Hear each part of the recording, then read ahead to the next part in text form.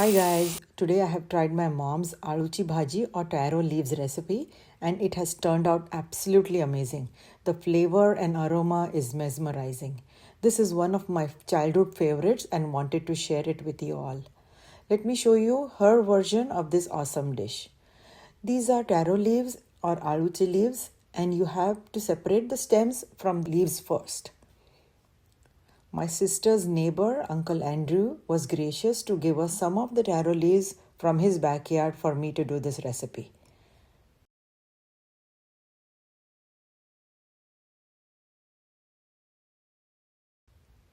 Once you plant the bulbs, they grow in abundance every year as these are perennials.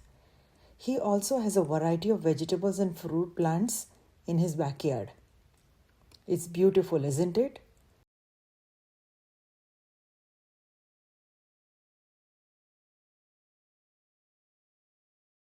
First, we need to clean and wash the leaves and either cut or tear the leaves.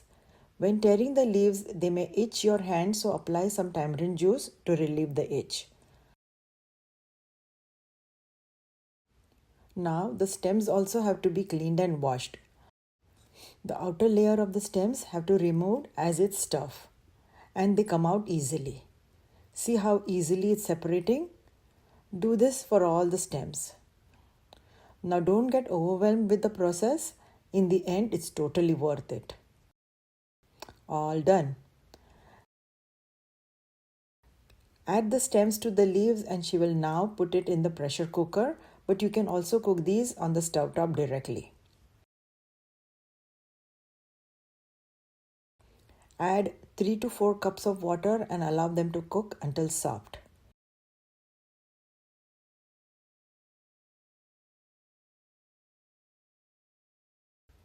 If using pressure cooker, allow 2 to 3 whistles.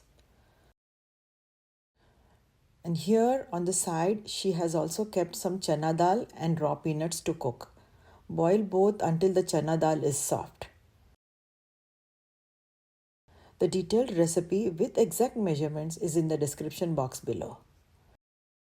Press the chana dal between your fingers and if it presses easily, then it's cooked completely. This is a traditional spice box and she keeps all the daily spices in these. The aloo leaves have softened and cooked, so now it's time to add the spices and seasonings. Adjust the chili powder as per your taste. Again, check the description box for the full recipe. This is a spicy, sweet and tangy kind of a dish, so balance all the seasonings accordingly. Salt is always as per your taste. This is jaggery and we need a good amount of it to balance all the flavors perfectly. She's taking a handful of it.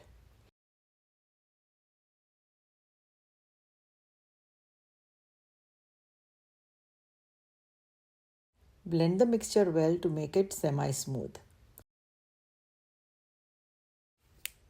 This is a traditional Indian hand blender.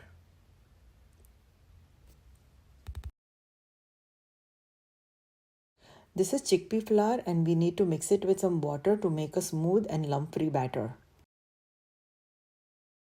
Add this to the aloo mixture and mix well.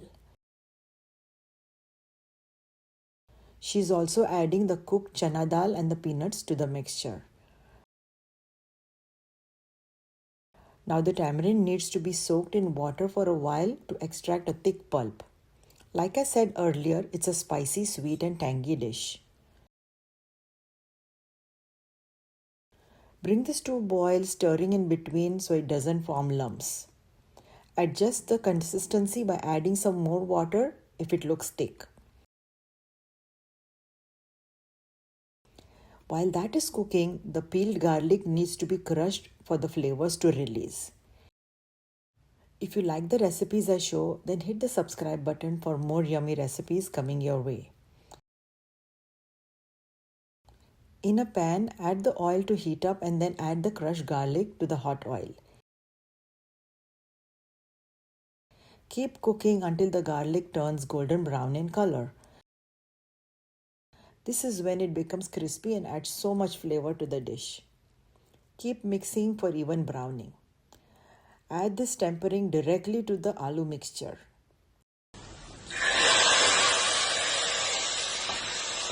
Hear the sizzle? This means the tempering is perfect and the dish is tempered well for the garlic flavors to spread evenly. Switch off the flame and cover for 2 to 3 minutes before serving hot with rice. Hope you enjoyed this recipe. Thanks for watching.